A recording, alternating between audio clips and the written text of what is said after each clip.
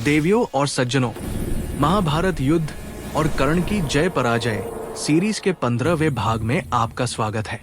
मैंने पहले भाग में कहानी की भूमिका आपको बता दी है, इसलिए उसे मैं दोहराऊंगा नहीं। यदि आप इस सीरीज का पहला भाग देखना चाहते हैं तो मैं डिस्क्रिप्शन बॉक्स में लिंक दे दूंगा, आप उसे देख सकते हैं। देवियों सज्जनों, आज हम लेकर आए हैं महाभारत के कर्ण पर्व का रहस्यमय और रोमांचकारी अध्याय 89 से 91 में कर्ण और अर्जुन का महासंग्राम। कथा सीरीज का भाग 15 का 7वां भाग। आप गीता प्रेस के महाभारत को पढ़ें, जो उसमें लिखा है वही मैं आपको बता रहा हूँ। मैंने अध्याय की संख्या को बता दिया है, आप उसे जरूर पढ़ें और तब विश्वास करें। देवियों सज्जनों, युद्ध चाहे किसी ने लड़ा हो, विजय चाहे किसी की हुई हो, पर कारण तो एक ही था, भगवान श्री कृष्ण। ना अर्जुन महान, ना कर्ण, ना पितामह भीष्म, ना द्रोण महान, तो बस एक ही पुरुषोत्तम है, जिनके बिना कोई न अस्त्र चल सकता और कोई विजय भी संभव नहीं।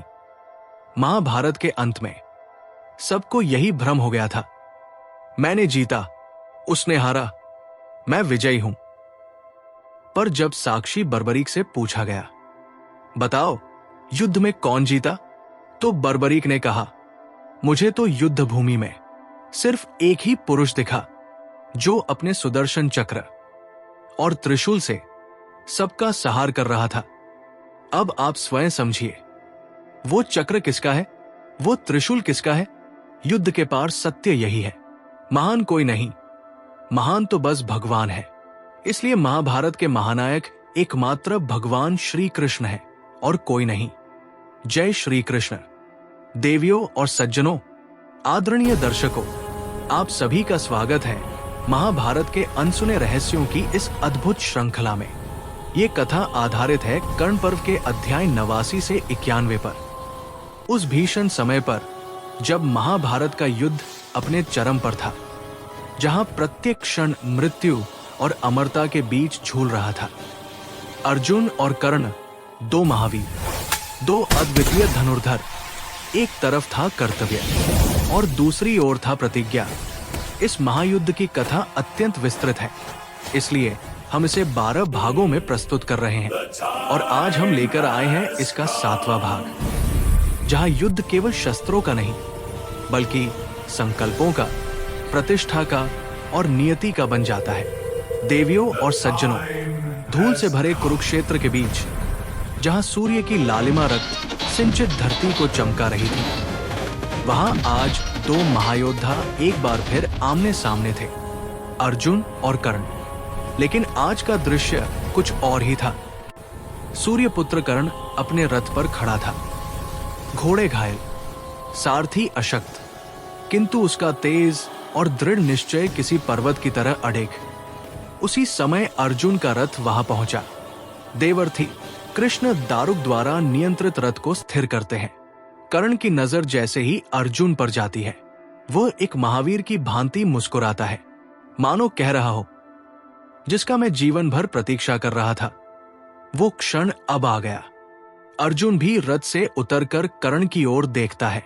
उसकी आंखों में भीषण तड़प थी। भाइयों का अपमान, द्रौपदी का वचन और अभिमन्यु की क्रूर मृत्यु।